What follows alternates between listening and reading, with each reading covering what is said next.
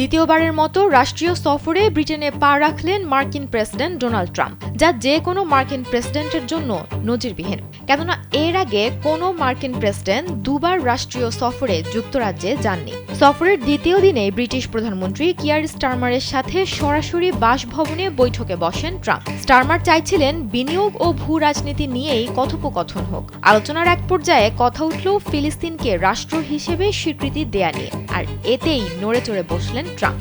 ব্রিটেনের পরিকল্পনা পরিষ্কার।